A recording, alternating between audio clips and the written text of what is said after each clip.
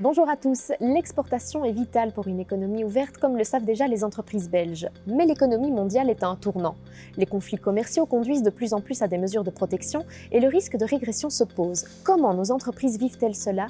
Amélie Maton d'AMB Ecostérile et Nabil Gijakli de Credendo vont nous éclairer tout de suite sur ces questions. Bonjour Amélie, bonjour Nabil, bienvenue. On va commencer avec vous Amélie, si vous voulez bien. Tout d'abord nous présenter qui est AMB Ecostérile.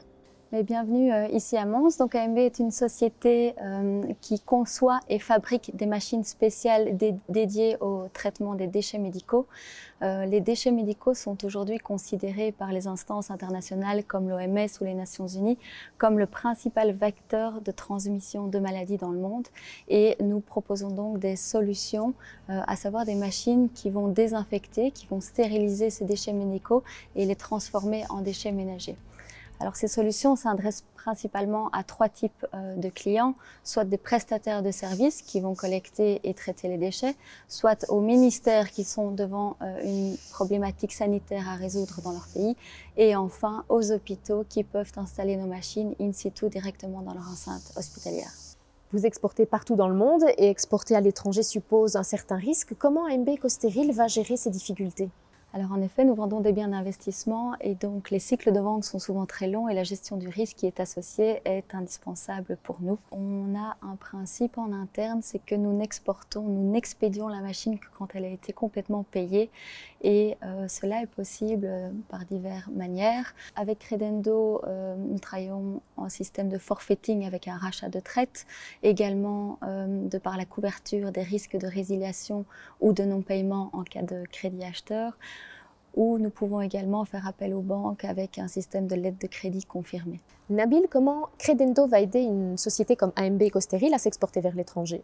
Dans ce cas-ci, nous avons fourni un financement par le biais du forfaiting. Ça veut dire qu'on a repris les créances de la société qui reçoit l'argent et nous recevons les paiements par la suite du client.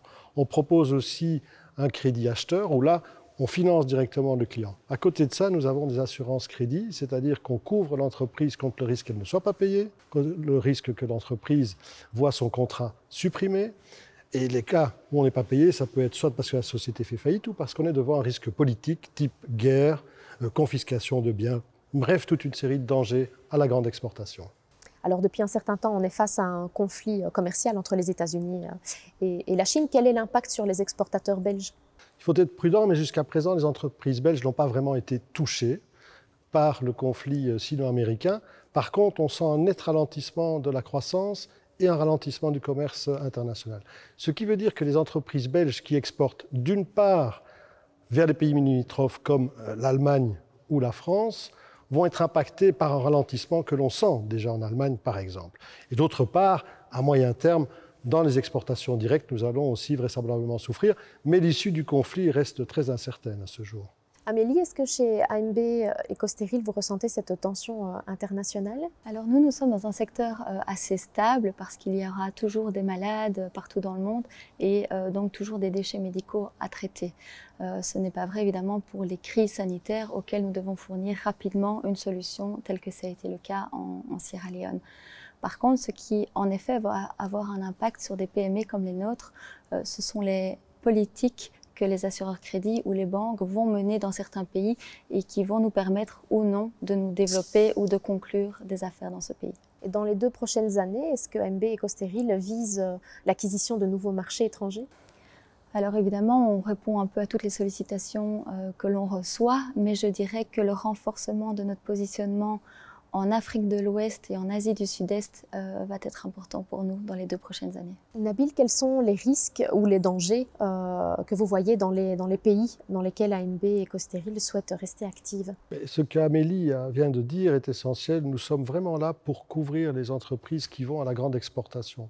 Alors l'Asie du Sud-Est, c'est un peu l'Eldorado, c'est un continent, une partie du monde qui a connu une croissance constante et assez importante, mais avec des zones de conflit, par exemple en mer de Chine, on n'est pas loin de la Corée du Nord, donc c'est prometteur, mais avec des risques. L'Afrique, là, on est vraiment devant un Eldorado à terme, pour autant qu'on maîtrise les risques qui sont des risques de non-paiement, des risques de guerre Et tout dépend vraiment d'une situation d'un pays à l'autre parce que l'Afrique est extrêmement diverse. Merci Nabil, merci Amélie pour cet échange et merci également à vous de nous avoir suivis. À très bientôt sur Canal Z.